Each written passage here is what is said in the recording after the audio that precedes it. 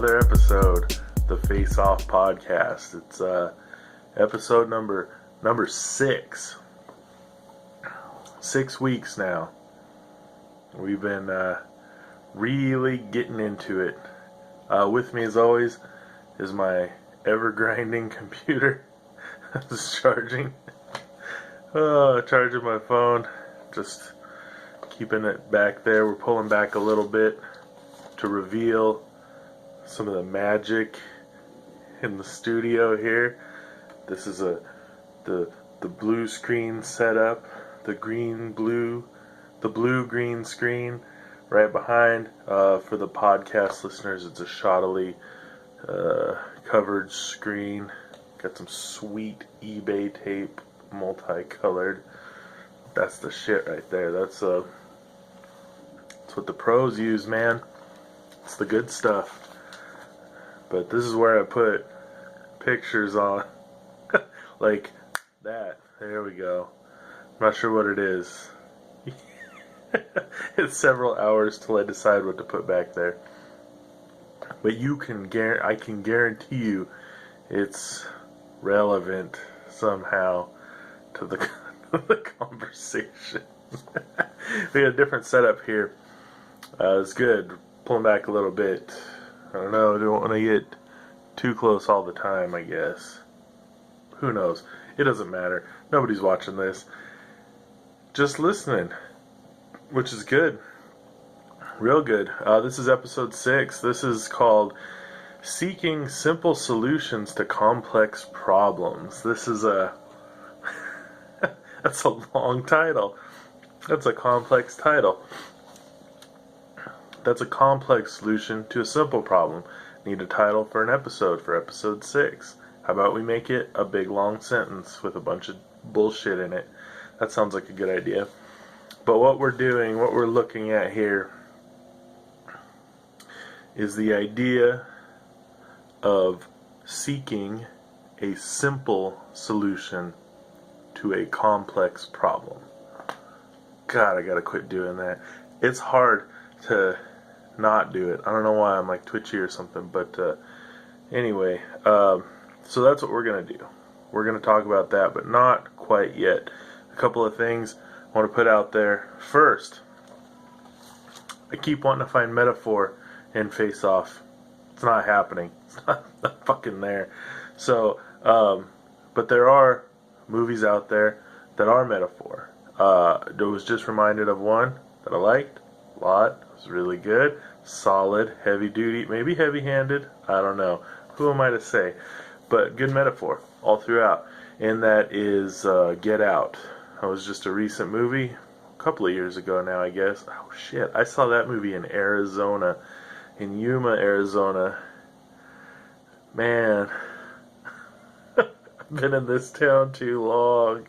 Oh no. Start getting itchy feet. It's been about a year and a half, maybe longer. It's pretty long, maybe even longer than that. Jesus. That's crazy. I start getting itchy feet and want to move along. Used to live in an RV. You get itchy feet, you just pack up everything and hit the road, Jack. Hit the road, Jack. It's hard to make money out on the road, though. You know, unless you're independently wealthy. What were we talking? It was Get Out. That's a good movie. It's a solid metaphor. And there's no cheekiness about the metaphor. I don't know if that's the right word. There's no cheekiness about it. They just come out and say, not in the movie, but the makers of the movie, Jordan Peele, I think wrote and directed it, has come out and said absolutely yes. What's the metaphor for? That's the metaphor for. It's the metaphor for the black experience in America, getting the whole slavery and also cultural appropriation. So it's a good movie. It's cool. It's a weird one. I like them weird. I like the weird ones, man. I like a good weird movie. And speaking of movies, I've watched a bunch. Okay, so I thought I was having a problem watching Face Off because I have a problem watching movies. My attention span isn't quite that long. I get tired, I start to fall asleep, every time. So I don't get a lot of sleep. Do 6 hours of sleep a night. Might be more than some people, less than others, but for me, I'm like basically always a little bit tired. And so if I sit in a comfortable chair and I kick back and put on a movie and start looking at it, I got maybe half an hour attention span before I start crashing out. And I thought that was the deal, you know, with what was the deal is I need to, and oh, here's the other part, is TV shows have gotten really good. So you can get a solid TV show in an hour, and it's like, ooh, that's pretty hardcore, you know. Like we were just watching Westworld, that just ended. That was a good one. I didn't like the second season as much, but the first season was really good. Second season was passable.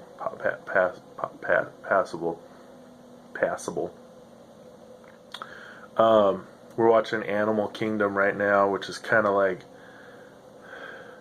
this weird. It's good. It's crime family, but like Southern California crime family.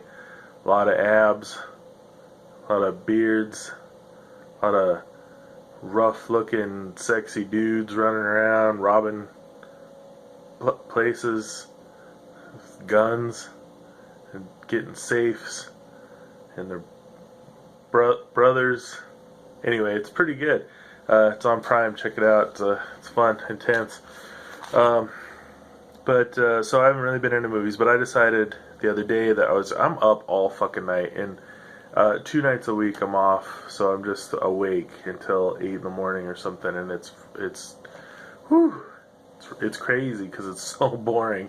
It's so fucking boring, and it's so much time. And I'm not as creative as I'd like to be, I guess. I don't know. Just not feeling it in the night like that. But then the rest of the nights I'm up till 1, and then I go to work. You know, so there's a lot of nighttime. So I've been watching movies, just putting them on. Here's some movies that I liked. I've been watching. Okay, I like to put on terrible movies that I don't expect to be good, because it's too much of a, what do you call that? Too much of a commitment to be excited about a movie and then put it on and be disappointed. Ew, I don't like that. So I just put on a terrible movie, and then it's a little bit better than what I expected usually, and that's fine. So Transformers: The Last Knight, The Hitman's Bodyguard, Chips, Chips, the movie wasn't great, but they had some pretty fucking cool explosions in it. That's a good enough reason. Like, real explosions. I was watching something else, and it had fake Kingsman. The Kingsman of the Golden Circle. I didn't like that. I had a lot of fake explosions and shit like that. I didn't care for that. I like those, the real ones, you know, where you're like, oh, geez, that was that was weird looking. That was I don't know.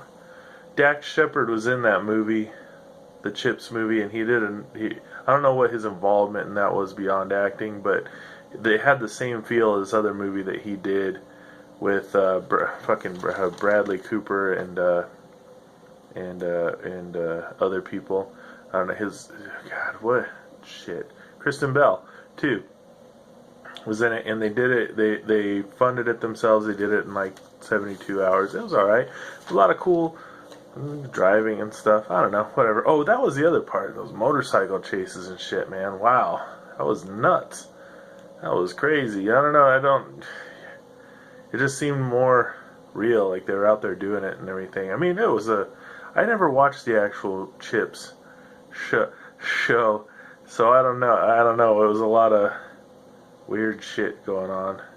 It was kind of funny, I guess, in certain parts, but for the most part, a little heavy-handed, or not heavy-handed enough. American Made with Tom Cruise. That was dumb. It was dumb. It was boring. It was boring. I don't know. Tom Cruise, man. The movies that I didn't care for. So I didn't really like any of those movies, but they were fine. It was like I could watch. I watched them all the way through just to get that time. The movies I didn't care for were The Kingsman, Golden Circle, the Belko Experiment, weird horror thing, The Baywatch, and Atomic Blonde. I didn't finish either one of those ones. Kind of expected that with both of those, but anyway, I don't know what I'm even talking about. I think mostly just Trying to stay out of face-off is what we get. Got a letter, got a note, got the second. So I got a note on Facebook from an old friend, Bobby. His name's not Bobby. His name's Bob or Bobby. I don't know. Anyway, he is a buddy of mine from back in the day. He lives across the country, but he listened to the podcast, sent in a note, confirmed that Facebook is, or wait, not Facebook, but that Face-Off is terrible. Terrible. 1 second. I had to pause there. I had a little cough. But I got a note from an old buddy, Bob. He confirmed that he listened to the podcast, and also confirmed that that Face-Off was a terrible movie. It was absolutely awful. And I knew that, but he confirmed it for me, and it's really good to have that. He had the same experience that I had with it, where he was like, I could only watch 15 minutes at a time, or 5 minutes at a time, you know. So that was good to know. Glad to hear he was listening. That's fucking cool as shit. Bobby. He's an old friend from back in the Colville days. Used to go out and get into mischief together. Back in the days when you could do that. You know, it's a different world these days. There's a lot of cameras around. It's crazy that's one of the big things. I guess in Europe they have cameras on every street corner. It's like closed caption TV. I mean, I don't know, maybe that's just in the big cities, but it's like you're just always on video if you're walking around or driving around or whatever, and that's crazy, man. It's whatever. I don't give a fuck. I watched I listened to the book first called The Circle by Dave Eggers. The book was better than the movie, but just because the movie was so terrible. The book wasn't great either, but it had a lot about loss of privacy and stuff like that, and this idea of having a camera that you just wear around all the time. They call it going clear, and it would just broadcast what you're doing all the time. I think it's a great idea. Why not?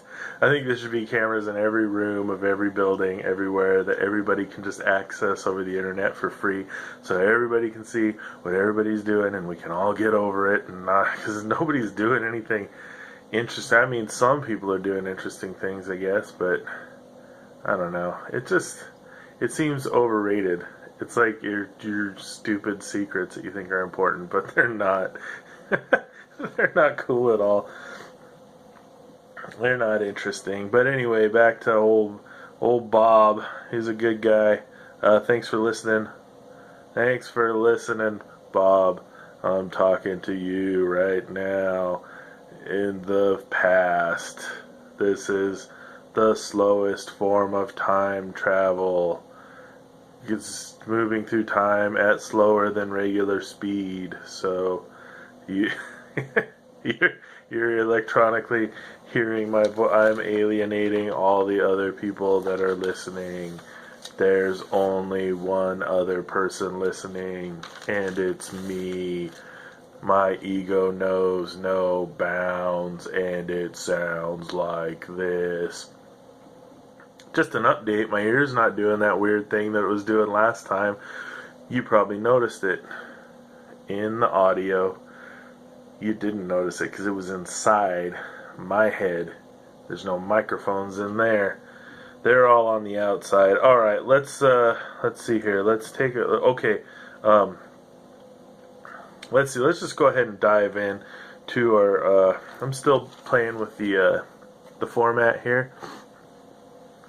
I think the idea is kind of meat and potatoes idea, or meat and veg or something. I don't know how you want to put it. Maybe meat and rice. That sounds gross for some reason. But there's what I think I want to do is a couple little appetizers up front, a big chunk, and then some little stuff going out the back there. That sounded terrible. That sounded wrong. But you get the idea. There's a theme for each episode, and that'll be the big chunk, I'm thinking. And in this episode, The theme is simple, seeking simple solutions to complex problems. So, in the case of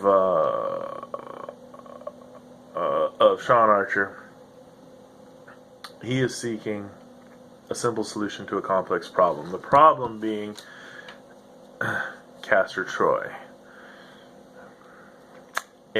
Basically, in every regard. Now, Castor Troy caused a lot of his problems and continues to cause a lot of his problems. The main issue, though, because he was seeking Castor as the movie started, before the son got killed, before Mikey got killed by Castor. And then when that happened, that became a problem. That became the problem. That became his driving force. Archer's driving force. I need to get Castor so I can put this thing to rest. So the simple solution to his complex problems, and Castor is a complex problem. He's blowing shit up. He's killing people. He's a loose cannon. Alright? And then there's all the problems of the law. He's trying to work within the law. Archer is trying to work within the law. And that's hampering his stuff. Alright? And so the simple solution is he kills him. That's it. There's other more complex solutions. He could have... Alright, so maybe this is it. He tried a complex solution. He got into a huge gunfight with him, almost killed him, took his face, robbed him of his face and identity, and interacted with his entire family, friends, all that stuff, and then ended up just killing him. And that was the simplicity, that was the simple, solution to this really complex problem. He fixed everything that way. He basically just had to make sure that Castor died, all of his friends died, all of his family died, except for the little kid that looked like Archer's dead son. They could have him. So, it's all right. So, what this makes me think of is life, obviously, in general, but that life. Okay, so the more complex the problems get, the more simple we hope the solution is. I'm going to say I want to say we. I want to say we. The royal we, the we that includes you, that includes everybody, that includes all of the myriad people that I will never, ever even lay eyes on. I want to say we, because I want to speak for everybody. But I'm going to refrain in this instance, because the reason I'm going to refrain is because this is sort of more personal to me and my experience, and I don't think this is everybody's experience. I don't hope this is everybody's experience. So, the more complex the problems get in life, the more simple I want the solution to be. Those two things seem to go directly hand in hand. So, if I have a simple problem, I want the solution to be slightly more complex, so it gives some sort of weight to the problem, to make it worth even considering it a problem. So, like, for instance, if I want to hang up a computer monitor on a wall, that is a simple situation. But I will make it more complex than it needs to be. Like, I'll find a stud, or I'll use extra screws, or I'll rig up some sort of weird contraption so it can move. That's what I want to do. Now, if the problem is complicated, then I will seek out the most simple solution. And the best way that I can describe that, maybe not the best way, Maybe not the best way at all, but when things get really crazy, see, like if I'm feeling super out of it, money stresses, I'm not getting along with people, all this different stuff going on, I go directly to suicide. Now, I've never, never committed suicide, clearly, because I'm right here, but that's where my mind goes to think about, to say all of these problems can be easily solved with one simple solution, and that's it. That's the simplest solution there is, and it's there. It's available all the time, constantly. It's available right now. Ooh. And people get gitchy about it, but that's the weird part to me, is the people who don't commit suicide, I think, are the people who talk about it a lot. The people who do commit suicide, I don't think, have a tendency to talk about it before they do it. I heard or read a story about Sylvia Plath, the famously suicidal poet, and that she attempted suicide one time. And I believe this is, I'm pretty sure this is Sylvia Plath. Might be somebody else, but double check, because I certainly did not. But she attempted suicide one time. She crawled underneath her house into a crawl space when nobody was home and slit her wrists, I want to say. And somebody found her and saved her, got her the physical help to save her life. I don't know if she was happy about that. It seems like a lot of effort to put in to have that ruined for you, so to speak, but maybe she was happy about it. So that's what I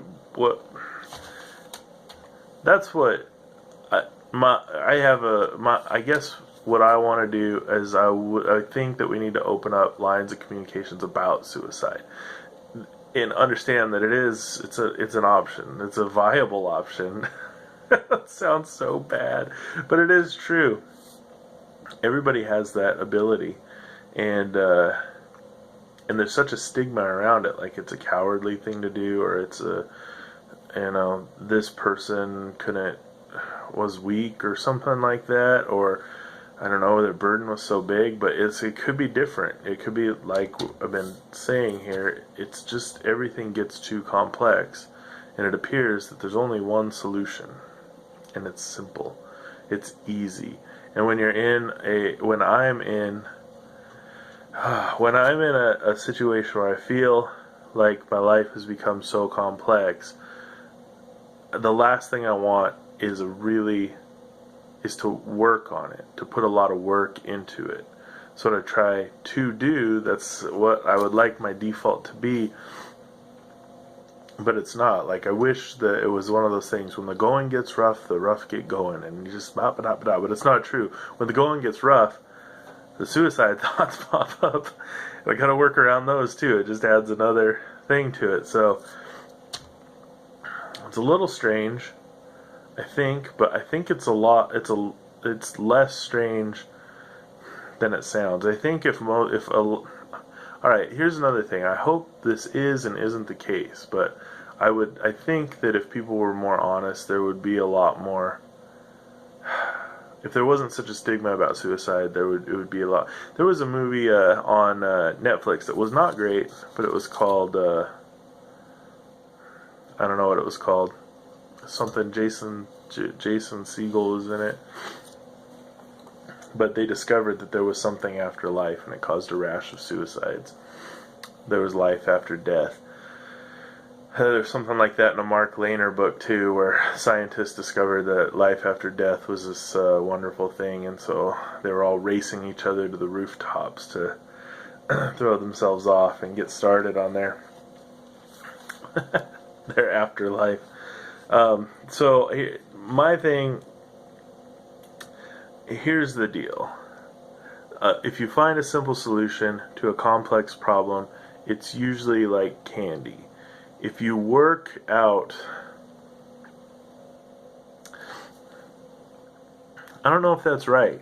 even as I'm saying it right now. Sometimes there's serendipitousness, you know, something does come along that's simple that fixes everything. This is where it gets a little bit rough, because I believe there's a lot of layers involved too. So when you look at something as a complex set of circumstances, and then something simple comes along to solve that, I feel like it only solves that complex set of circumstances. It doesn't necessarily solve the mindset or habits or whatever that led to that complex set of circumstances. So this is the thing, is I think for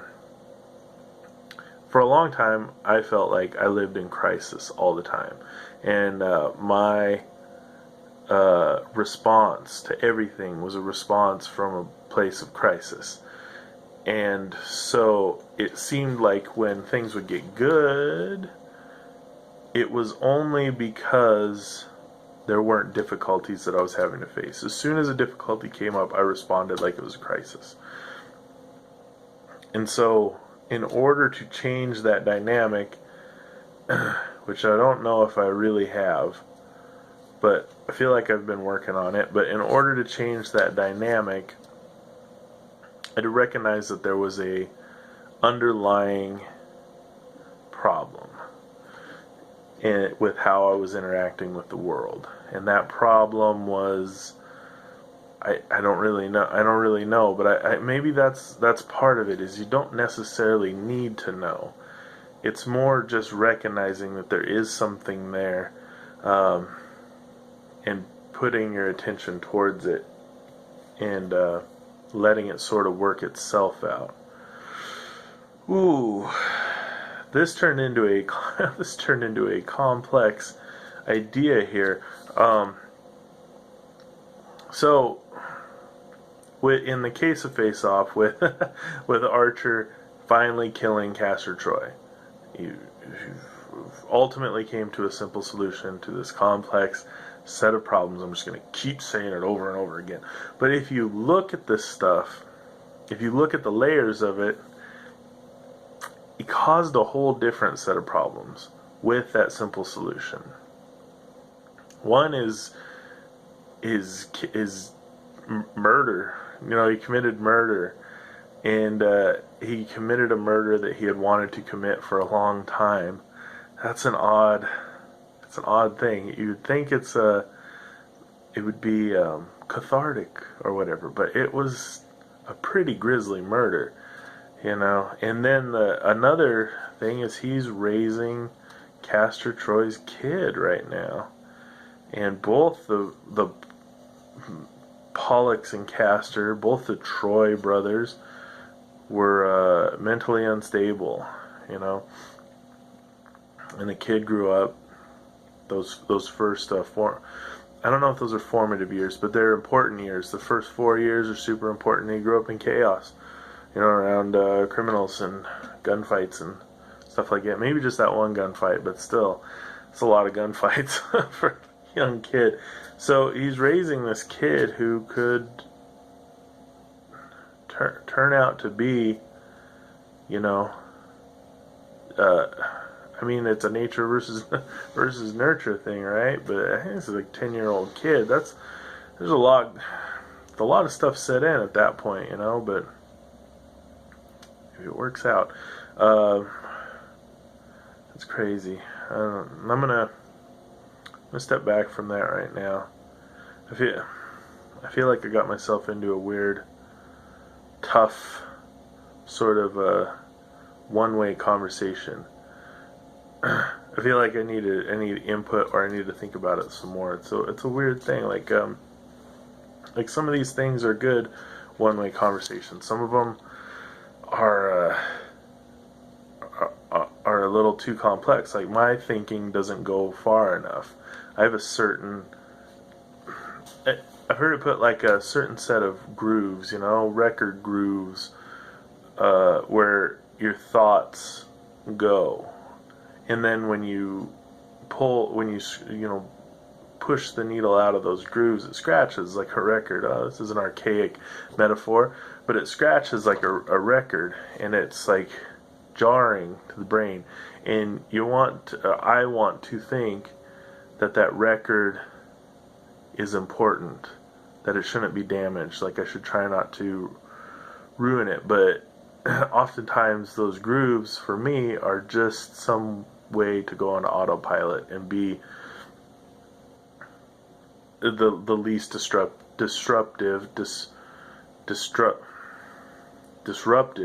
I was trying to make up a new word. To try to be the least disruptive in the day-to-day life to the status quo of what I have going on, what society has going on, and that's not necessarily good all the time. To be the less disruptive, you know. Sometimes you have to be. Sometimes, you know, stuff isn't going as good as you might think, as I might think. And he's got to break things up. You got to break those grooves. Sometimes you got to break the whole fucking record and start all over again. That's like a paradigm shift. It's where what you or I or whoever thought of as our world, how we experience the world, becomes something different. It changes. And some people can go through some seriously traumatic events without having a paradigm shift. Some people can lose limbs without it. And other people, it just takes one turn of a phrase, you know, that reveals something. The apocalypse is the revelation of things hidden. And that's like we like to think of it as like a mass scale, but the apocalypse only works on a 1-to-1 scale, you know? So whatever's been hidden is revealed to us individually, and we see it for what it is, and that causes paradigm shift, and one paradigm shift next to another, next to another, next to another, next to another. That's all revolution. That's a change in the way things are. That's like, so the record thing, that's what we're doing right now. That's what our whole system is, our whole government system and money system and entertainment system, work system, the cars on the on the road system. All it is grooves on a record that we're all agreeing is working just fine for everybody. And it's not. Oh, I think I got rambling there. But this is good. It brings, so talking about revolution, this brings us to a thing. So I think we'd call this the conspiracy corner or something, because that's cute. It's like a morning radio thing. So a couple of movies, we talked about some movies at the top. This podcast isn't necessarily about anything in particular. It's ostensibly about like a philosophy and a search for meaning, and it's also ostensibly about movies. So I don't know. It's specifically about Face Off, but I see a lot in this movie already. By the way, I did most of a full sitting through this movie, but still could not make it. I used the headphones too. We'll get back into that. That was a weird thing. So I think we talked about this before. I'm looking at Face Off less as I'm the shovel and Face Off is the field where I'm digging for treasure, and more like Face Off is the shovel that I'm using to dig into myself. I'm the field. I've got the treasure inside. And I balk at the word treasure. I don't like to use it because it implies riches, money, gold. But we're not looking for that. The royal we, the inclusive we, which is an important thing. It's important to be inclusive. If you're going to do anything different, you have to recognize that people can change and be different and accept that and embrace them, pull them in and give them a chance to fail. and a chance to succeed in that way. All right, that got off track. So here's some movies in the conspiracy corner to check out. I have been interested in body switch movies for a long time. It's movies where people switch their minds. You take your mind out of one person and put it in another body. Avatar is very famous for that. There's a movie called Fallen with Denzel Washington and John Goodman.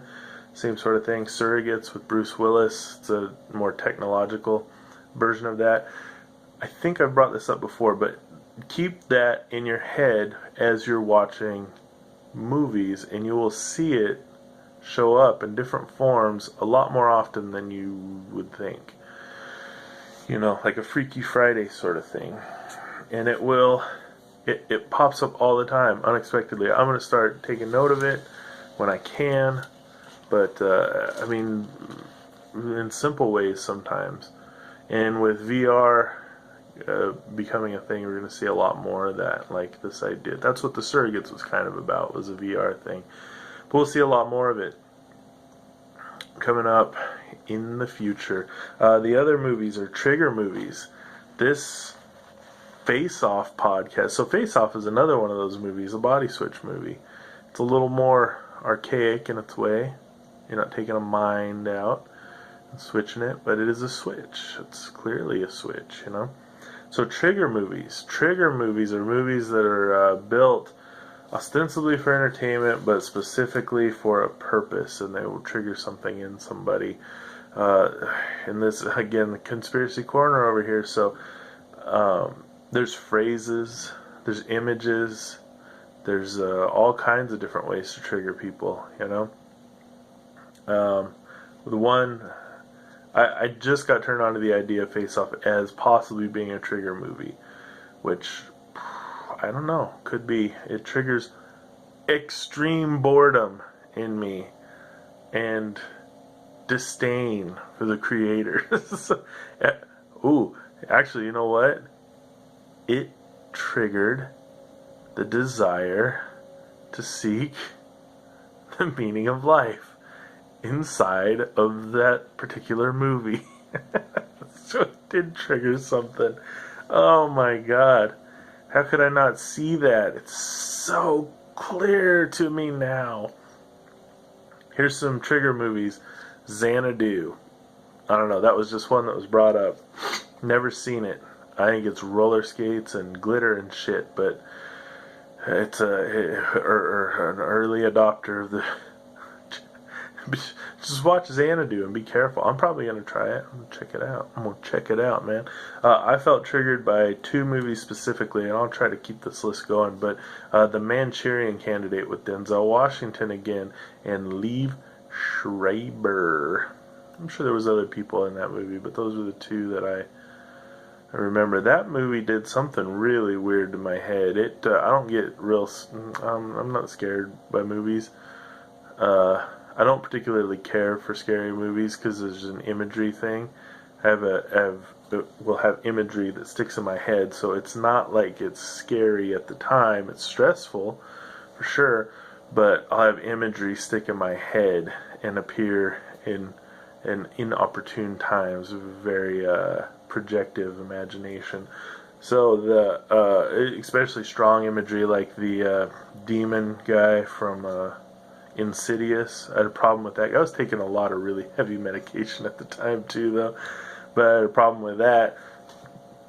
That guy's face popping up, the red face and stuff, popping up at inopportune times in the dark when I'm trying to go to sleep or walking, you know, and cause panic attacks and stuff. Black Swan was another one. Both of these ones I was taking a lot of heavy medication, but I just had this very, very heavy flood of empathy for the main character in that movie, that she was going through something that nobody could possibly understand because she had internalized it to the degree that, it would be impossible to show it to anybody else because of the breadth and width of it, or the density of it that nobody could possibly understand.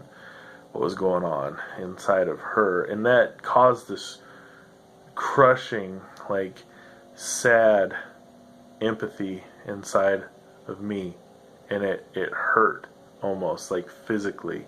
Like, it made me feel physically ill. I had to pause for just 1 second.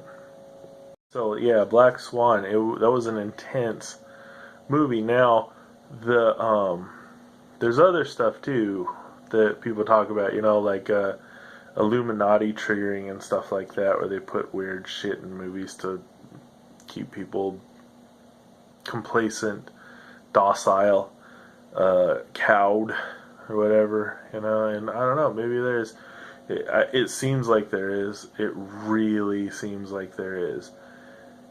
And it's odd because it's so somebody like the Black Swan, Darren Aronofsky, we would want to think like that guy is an auteur. He's not doing things like that, creating these movies that keep people docile or whatever.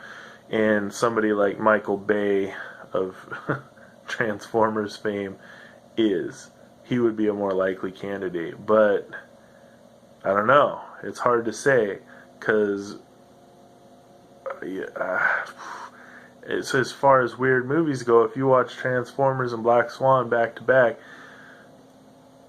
those are both wacky ass movies. Wacky fucking movies where some wacky ass shit happens, and you're like, well, that was a bold decision, just as often in one as the other. The only difference is the sort of goofiness of one. It has a goofiness to it, and the other one has sort of a self-serious tone. And I'm not going to tell you which one is which.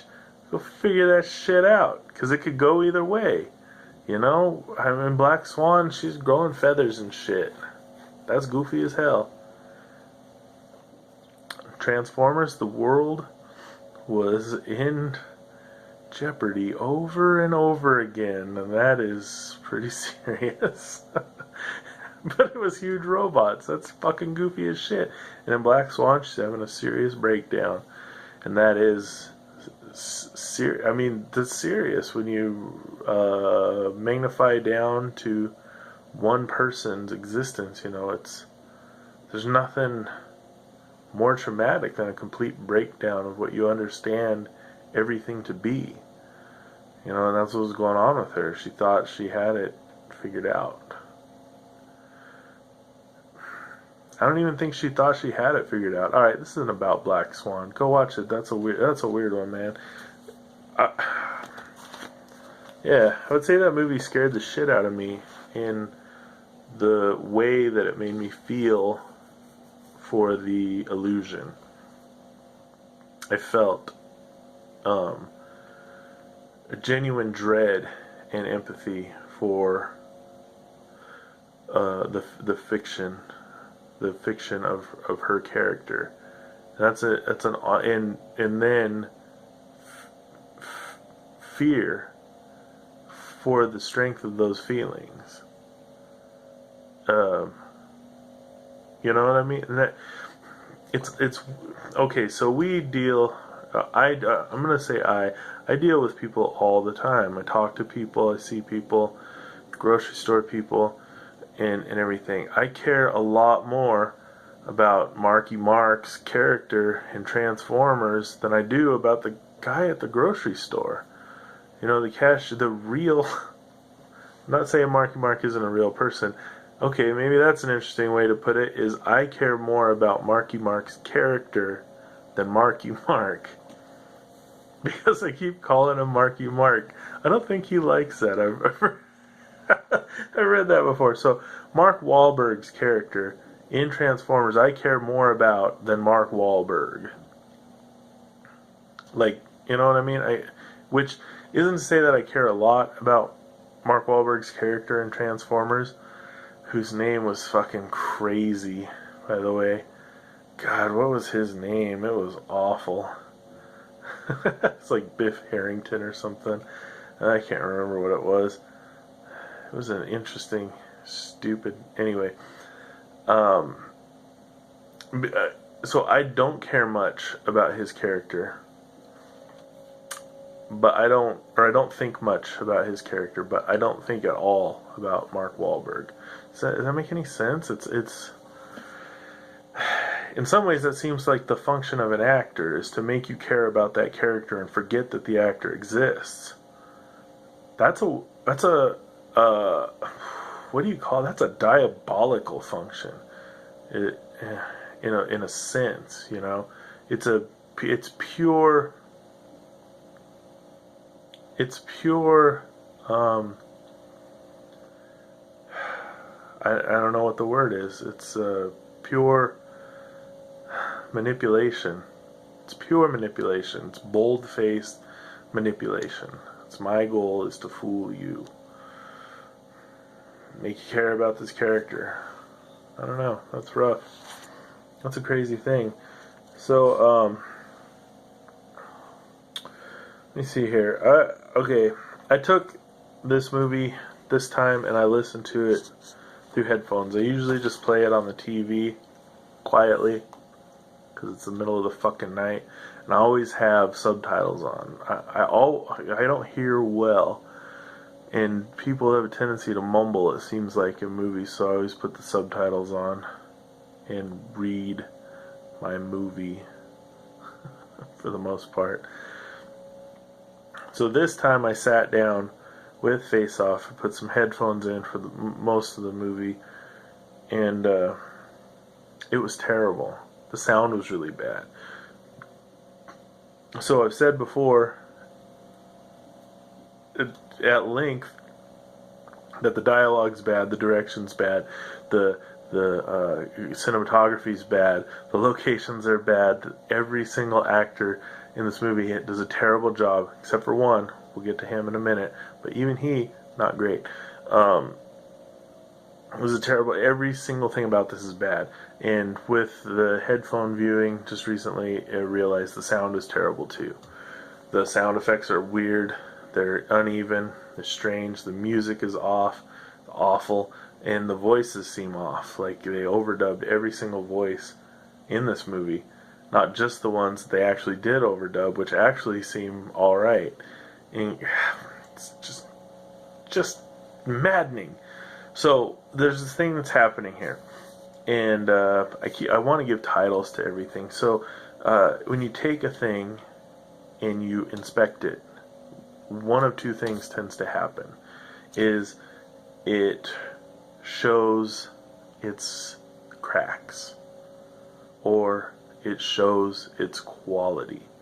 So either the depth of the illusion is revealed, or the depth of the depth of the skill, the depth of the quality. So this is something that's a little bit deeper than I'm able to get into. If you're interested in quality, check out Zen and the Art of Motorcycle Maintenance. So this is a book, a very large, deep, difficult book that is basically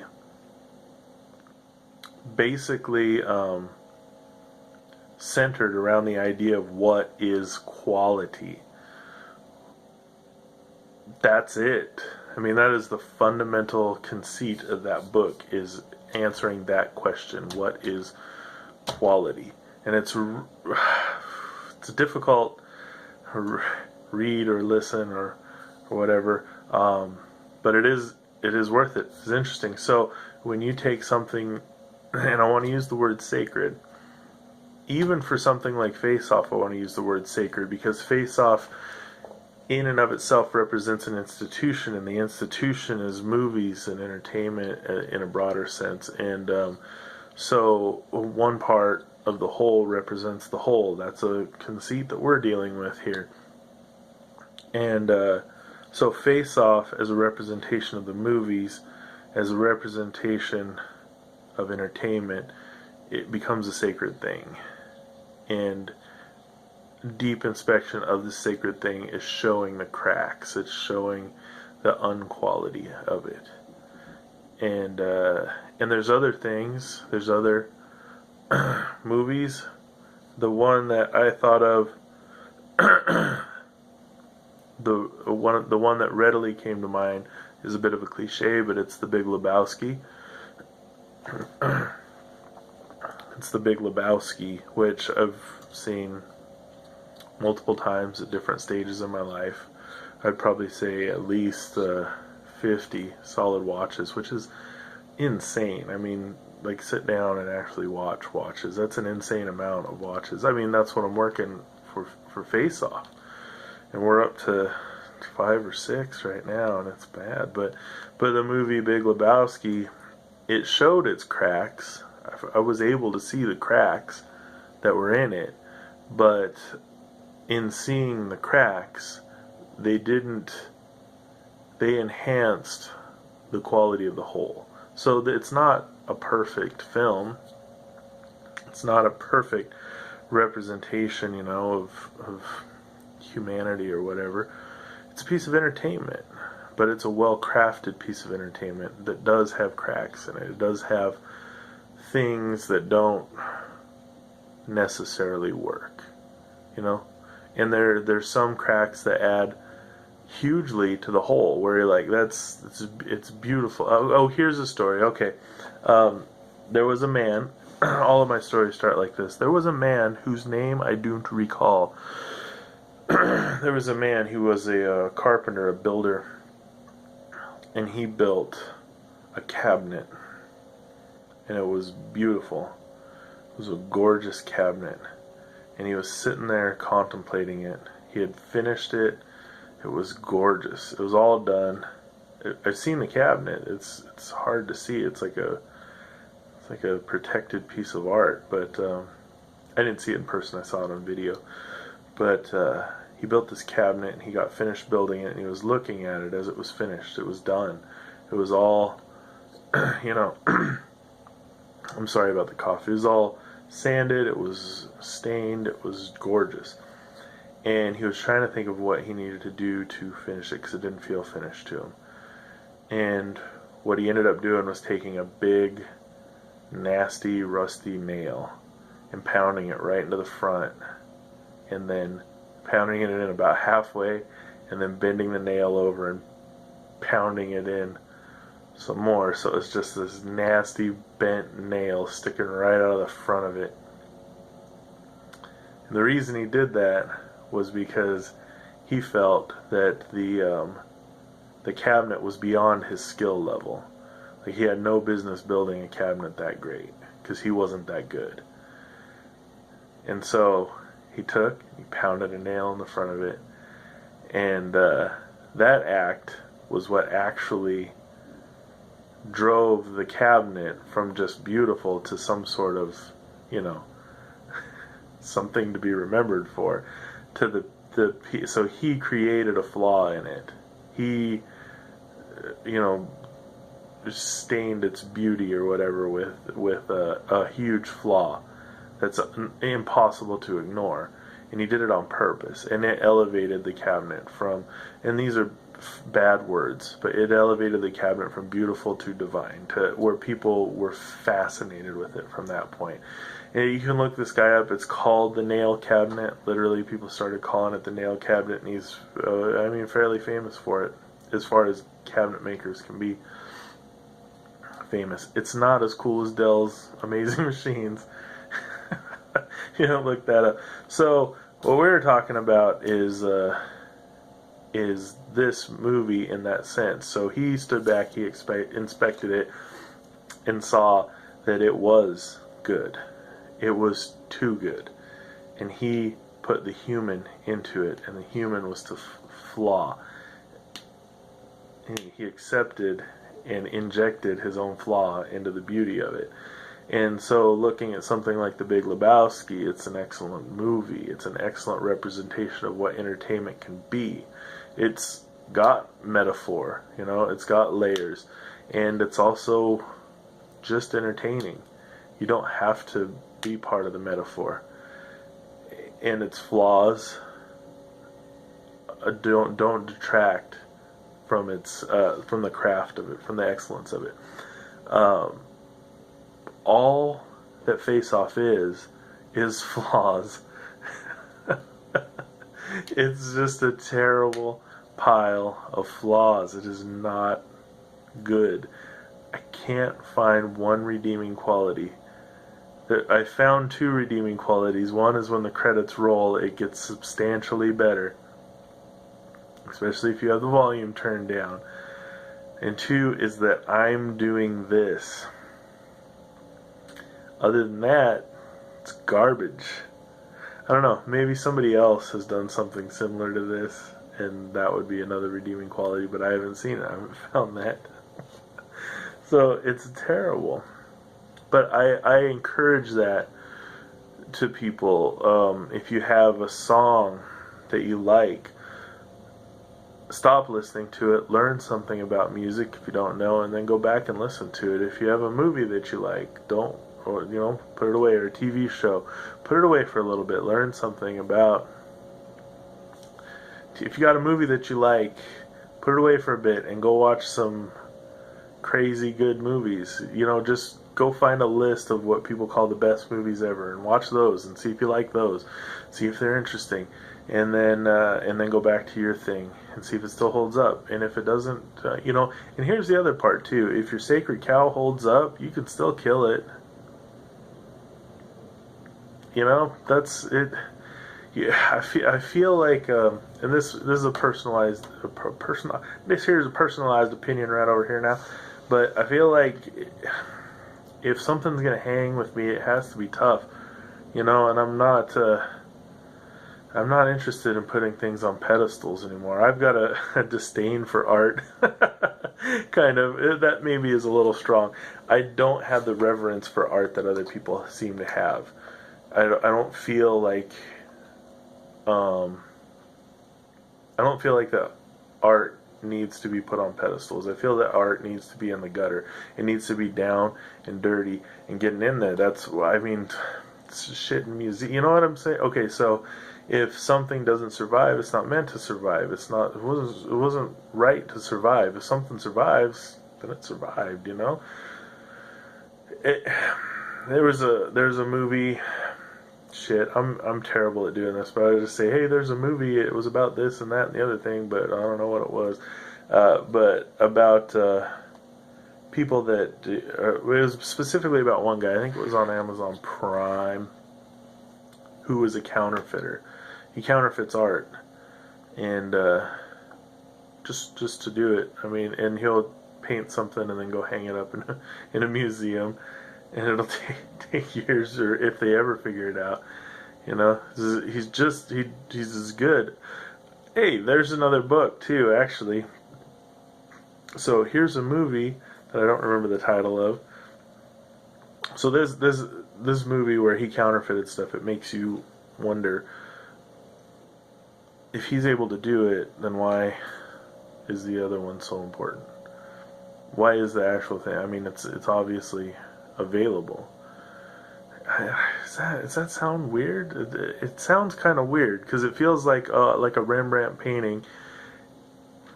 If it's fake and it looks just like the Rembrandt, it's no good. It's completely garbage. So what is it that's in the Rembrandt painting, just besides the fact that it's old? Do we just revere old things? Or is it is it imbued? Do we think it's like imbued with some sort of power or something, Here's the other book. Here's the book that goes along with that train of thought. If you're interested in another very large, dense, difficult book, it is a book called Fuck. That's not what it's called. It's not called Fuck. God damn it. It's by the guy who wrote J.R. And the book isn't J.R. It's his other book. It starts with an R. This is a shitty thing to do right here. This is a shitty thing to do, but I'm going to do it. I'm going to look it up right here. Anyway, the book, though, it centers around counterfeiters. People who are counterfeits, And I guess you would say, like, where Zen and the Art of Motorcycle Maintenance centers around the idea of what is quality. This one sort of centers around what is originality, what's the power in that, and it's everybody in it is a counterfeiter of some sort or another, whether it's paintings or feelings, so it's a really good book. It's a really good book. It's a big one and it's very strange. So there we go. William Gaddis. It's a book by William Gaddis, and it is called something. I feel fucking like a real shithead doing this right now. But it is a great book. I mean, the Recognitions. We did it. We did it. So the Recognitions by William Gaddis. Excellent book that delves into the idea of what is in an original work of art. The reverence of a work of art, what causes that. So there's a guy who's such a good counterfeiter that his stuff is not only visually you can see it's exactly the same, but you could test it and it comes out exactly the same. He figures out a way to age paint and stuff like that, and then he keeps going deeper and deeper, and at one point somebody asks him, or he tells somebody, I don't think they're asking him, but he tells somebody that the reason why this guy's paintings looked the way they did, why they had the specific look that they had, was because he painted them on his knees through tears because he was moved so much while he was painting it. So this is like the depth to which they go. So it's an interesting argument, though. It's a back and forth. So certain things, maybe I've heard Hieronymus Bosch, who painted these crazy hellscapes, that were, torture and demons and weird shit like that. They're really interesting paintings. I heard that he was tortured, that he was a devout, a religious person, and he was tortured by these images. You maybe look at him and go, oh yeah, that guy was like a deviant or something, but he said he was tortured by him. They were in his head and he had to put them out. He was the vessel, for that. So that's the thing I heard, but I don't know. So art, the the power of art. I've always wondered about things like autographs. So when you go get an autograph, why? Why does that matter? It feels like a total societal thing. Like if this thing's signed by the person who created it, it's worth more money. Maybe, unless that person turned out to be whatever. I don't know. It's a bizarre thing to put that. It's almost like they put that power. It's like how we sell Elvis's coat or something like that, and it's like, oh yeah, he was in this coat. He's not anymore. It's just a coat, Anyway, it doesn't matter. Let's just chop off of that. Let's get into here, find some things that we're looking at here. So we did that one there. We're talking about just some quick ones, I think. We'll go ahead and get into some quick ones. In Face Off, there's... Alright, let's go right back up to the surface level here. In Face Off, there's 2 scenes that involve food.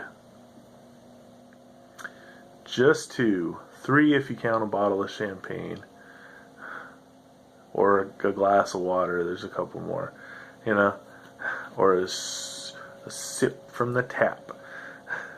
But there's 2 specific scenes. There's one in the cafeteria of the prison, of Erewhon prison. People are eating. Sure. And then there's one where Castor, as Sean Archer, cooks this fabulous meal for Archer's wife, Eve Archer, for Dr. Eve Archer. and it's it's hideous. The meal is a very good representation of what Face Off is a bunch of plastic, non-real things put together to approximate some real thing. So Face Off is a bunch of garbage writing and garbage directing and garbage acting, all stuck together to resemble some great movie. And somehow it still seems to hold up in the critical realm or whatever. People still like it. People still say this is a good movie. And it's not. And if you watch this scene, there's these obviously plastic lobsters and artichoke hearts and all this shit, and it's just put on plates, made to approximate this big, great meal. But it's clearly not that. It's clearly plastic shit just arranged to look like something else. So I feel like one of the things should be, if people don't eat in a movie, I notice it because I'm hungry all the time. Maybe not hungry, but I do want to eat all the time, you know. And so I notice it. I notice when they don't eat. I notice when they do eat. I notice when fucking Brad Pitt has to have something stuck in his mouth every 8 seconds, you know? So it drives me crazy when they go through a whole movie and nobody eats. I don't know why. Does that drive you crazy? What odd things? Like if nobody goes to the bathroom, does that weird you out in a movie? If nobody pays for anything, does that weird you out? Because that happens sometimes too. Or they don't ever show anybody paying for something. You know, that happens from time to time. What kind of things? No, if somebody doesn't ever drive, they just are places. They just, we're walking into this place now. They don't have like establishing shots. Is that a thing? Somebody doesn't ever like clean up or something. I don't know. Is there or take a shower? You know, you gotta get clean. Whatever. It's different for different folks. There's different stuff. I'm obsessed in this movie with the bomb buyers, the people who bought the bomb. I can't remember the bomb's name right now. Starts with an S. It is a boy's name, but it's for a girl. I could look, but we don't really need to. I'm obsessed with the group that bought this bomb. That, you know, hired the Troy brothers to build this fucking monstrous bomb and place it for $10 million. Alright, I thought that Sinclair is the bomb's name. I thought that they were rednecks, religious. I still think this, and the reason why is several little things. One of the reasons is because I guess I noticed today that the choir that was at the beginning of the movie was going to be there when the bomb went off. I feel like maybe they were part of the targeting, you know. And this movie takes place in October. I figured that out this time too. It takes place in October. I would say like it starts October 1st, and goes through probably like I would say like October, maybe close to the end of October. They could have done a cool Halloween thing at the end. That would have been tight. It would have been sweet, but they didn't do it. But what's his name? The Mikey. His birthday happens on the 10th. Maybe it doesn't start. Maybe it starts in mid-September. I'm gonna have to figure that out. But his birthday is October 10th, 1987. So his birthday happens. They have to go to. This is just getting rambly right now. I gotta pause for 1 second. Makers of the bomb. I still think they're rednecks, but one of the big things that is said about them is Pollux Troy says those I'm super bummed. I don't know if he says I'm super bummed, but I'm super bummed that those militia nut jobs get to keep their cash. So he refers to them as militia nut jobs. And when somebody says militia nut jobs, I think Idaho. I don't know why I think of Idaho as militia. There was a movie called Green Room. Excellent, crazy, horrifying movie. Check that one out if you want to have your skin fucking crawl. But it was about skinheads over in Idaho. I'm pretty sure it was in Idaho. Might have been Oregon. It might have been Washington. This is corner of the globe. It's fucking crazy though. It was a good one. Really solid, terrifying kind of movie. Green Room. So when I think of militia nut jobs, I think of militant, religious, racist people living in Idaho. That might just be my own prejudice. I've never once enjoyed a trip through Idaho. Never. Not even one time. So I put that out there. I'm trying to find out more about them. That's one of those unanswered questions that I want to know. I want to know who they were. There's probably a wiki out there somewhere, and I'll resort to that at some point. But Castor Troy's mustache at the beginning of the movie, I thought it was fake. I took a closer look this time. That is a real mustache. So at some point, Castor Troy decided to grow a mustache. It seems incongruous with his character because he is not that type. And that is a mustache that was never in style. That's a pedophile mustache for show. For show. So he grew that shit out. I don't know if maybe he was planning that maybe he's got some serious hormones and just pumped it out in a week to do this job, but it is a nasty mustache. There is a weird thing in this whole movie with hair. So we talked about I think it was the last episode when they're going in for surgery and they have super hairy chest and shaved stomachs, and they both have it, and really hairy arms. It looks like they're wearing a hairy half shirt with long a hairy half shirt with long sleeves. Oh man, that's gross. So that's odd. But there's like a scene in Erewhon prison.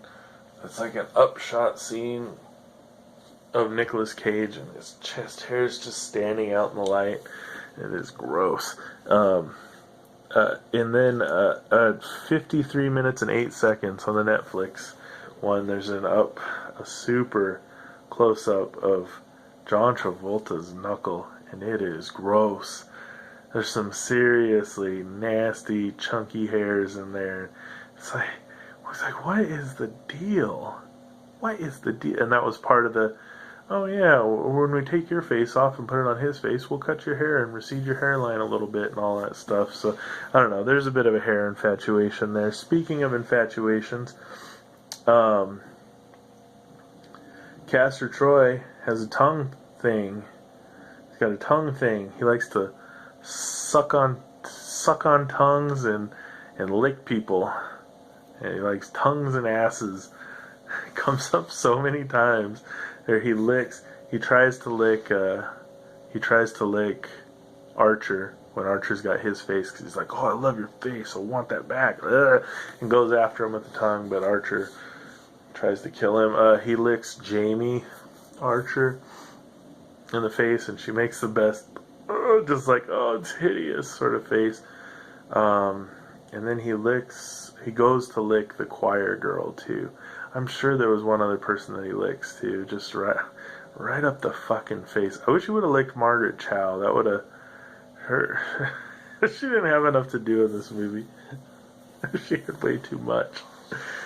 Just her reaction. Her reactions are great. She's got the best reactions in the whole movie, because it's just like, just hurt. Like, so sad. Like, he's just learning how to do emotions. But yeah, so he's got a tongue. Give me that tongue. It comes up over and over. All you ever say to me is, give me that tongue. or suck my tongue, and then he says to Eve Archer, hey, get over here and give me that tongue. So gross. He's got a weird tongue obsession going on. Another part of this movie is that when it was made, so John Travolta right now is 64 years old, Nicolas Cage is 54 years old, and John Woo is 73. These are the three people that I am blaming for this movie. The three that I am blaming. At the making of this movie, John Travolta was 43 years old, Nicolas Cage was 33 years old, and John Woo was 51 years old. He should have taken some responsibility and thrown himself off a bridge instead of making this piece of garbage, because he should have known better. All of them should have known better. Nicolas Cage is the one dude at 33. I think he can have a pass. He really he really went whole hog on it, at least, and came up with nothing to show for it, because this is just terrible. Now, there is the idea, there is the theory that Nicolas Cage is actually a vampire, so he's been 33 forever. That's possible too, some sort of immortal, some sort of being walking the earth, making really bad or really good movies. There's nothing in between, just super terrible or super good. So there's that possibility too, in which case he should have taken the responsibility, but we all know that he can't. He has no sense of decorum when it comes to these things. There's a lot of pedophilia shit in here. I think Castor Troy was a pedophile. He likes younger kids. It's probably good that his kid doesn't have to grow up with him. I don't know if he really liked boys. He didn't seem too much into it, but the choir girl is really young at the beginning, and Jamie, he was always talking about, is your peach ripe yet? Ugh, super gross. And the peach thing too comes up a lot. That's like one of the more foodie things in there. Is I can eat a peach for hours. Well, I could eat a peach for hours. Like, I think the screenwriter thought he was super fucking clever with the I can eat a peach for hours, and is your peach ripe, and suck my tongue, and the guy who shit himself during interrogation. All these weird little things that don't add up to much, you know. I think he thought that he was real fucking clever, but I don't think he was. I think he was dumb. So there's that. I counted the money. Alright, so this is where it starts to get a little strange. Things start falling apart, right? I counted the money in Castor Troy's money clip towards the beginning of the movie, when he feigns to pay his henchmen $2,000. So $1,000 a piece for those guys to babysit Pollux Troy. And they didn't do a great job, so they didn't get paid. But they're loyal. I wonder if they're loyal because they're scared, or what the deal is. But and it's in a money clip that doesn't seem to clip. Like your money clip should have some sort of clipping mechanism, so you can put something in it and it clips. But this money clip seems to be stuck just like that. So it's a $2,000 money clip, because $2,000 fits in there, but $1,500 would slide right out.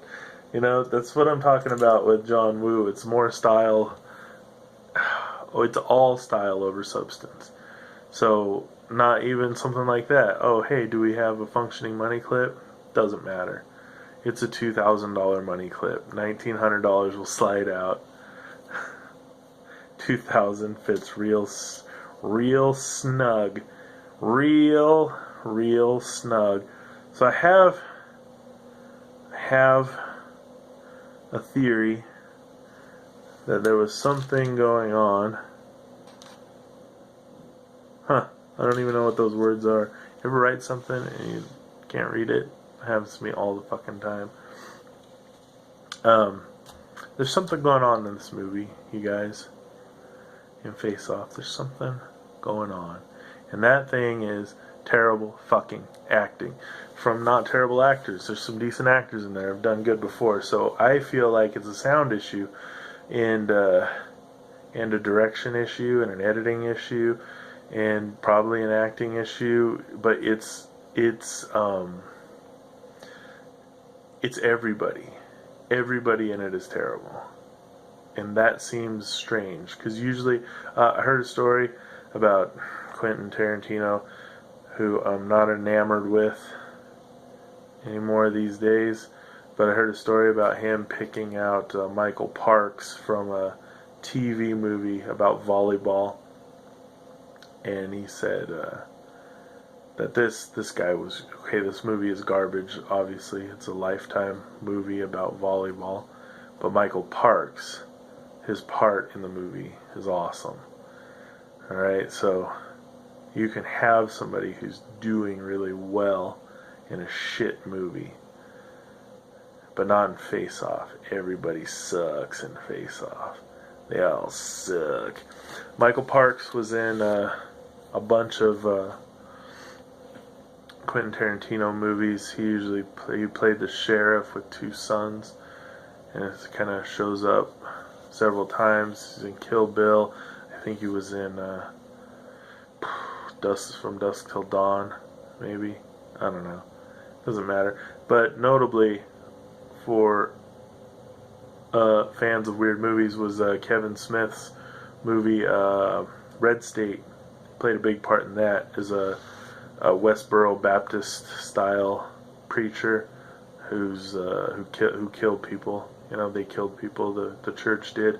It was a solid movie. I want to say it was great, but it was definitely unexpected. If you don't like Kevin Smith movies, this is one to check out. It's different. It's not Tusk different. I did like Tusk. I like that movie. That was a weird one. I didn't like the newest one, the Yoga Hosers or whatever that was. That was not great. But yeah, so Red State, Michael Parks, knocking it out of the Michael Parks. That's right. John Goodman's in there too, man. He is a good man. So Michael Parks knocks it out of the Michael Parks, and John Goodman is a good man. And other people.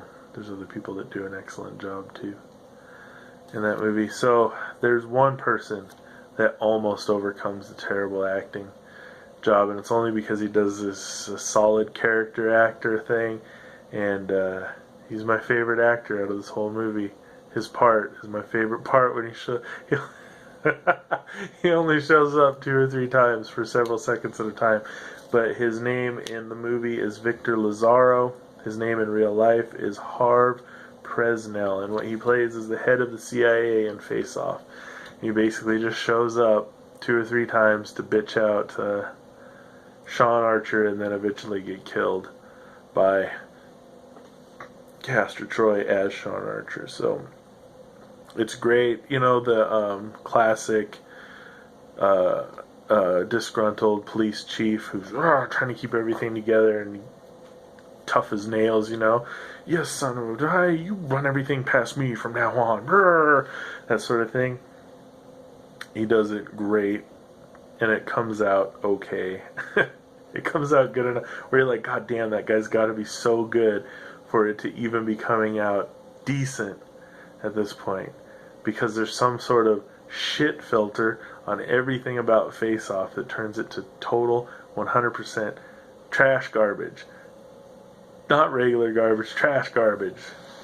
Garbage that's already been in the trash for weeks. It's wet, gross. You don't want to touch it. I want to know what the militia's next move is too. Alright, I want to know what the plan is now that the bomb's been figured out. Do they lay low? What are they going to do? Alright, let's not get into that right now. This has gone on pretty long. But yeah, look for Harve or Victor Lazaro. I'll make a supercut probably and put him in here. The best police chief ever. Best police chief ever was in Last Action Hero. That guy was awesome. It was so good. That was such a funny parody of it wasn't okay. So Last Action Hero was not a great movie. I wanted to say it was. It was better than people made it out to be. It was super meta for its time, which is why it got thrown off the bridge. It was super meta, but it was better than people gave it credit for. And that police chief was the shit. It was fucking hilarious. Talking real fast. I'm a sucker for that. Like Tech 9, the Micro Machines guy, all that stuff. So got that fast talking going. Get it chopping, kid. Get it chopping. All right, I think that pretty much covers it for this week. Some stuff to think about. Definitely for the next time we get on here. If you want to contact me, do it on Facebook is the best, but I'm on Twitter, and everything else is Don't Be Fun. Usually just one word, no apostrophe. Don't be fun. And but Facebook's the easiest one. Just send a message or leave a comment. Tag it and bag it. But if you think of any movies, body switch movies, add them up there. Send them my way. Any commentary on this? Any trigger movies? Any movies that you think are like nice, deep metaphor movies? Anything like that? Let me know. Put it out there. I'll check them out. If you want to send a nice letter, a nice note like Bobby did, like my buddy Bob did, do that. I'll try to get better at calling people out on that stuff. It's nice to hear. I think I'm getting used to the idea of people listening. I'm getting used to the idea of person listening. One person. Hi, Bob. Again. All right, man. Hey, if you have any commentary too on anything, you want to argue about something or you want to add to it, that's good too. I'm down for limited conversation online. I was looking through old emails. I had this huge conversation with somebody who had put an answer to a question about suicide on Yahoo Answers, and they had answered it like 4 years earlier. And I sent them an email, and I was like, what are you trying to say here? And they emailed me back. And we went back and forth with these huge, stupid emails, like 5, 6, 7 times. And finally I was like, I don't care. It's dumb. So I have a limited, alright, I'm trying to spontaneously come up with a catchphrase. Thanks for hanging out. Next time, have your best, have a life. Go out there and live. Go out there and do the best you can. We'll see you next time. Have a good one. Bye.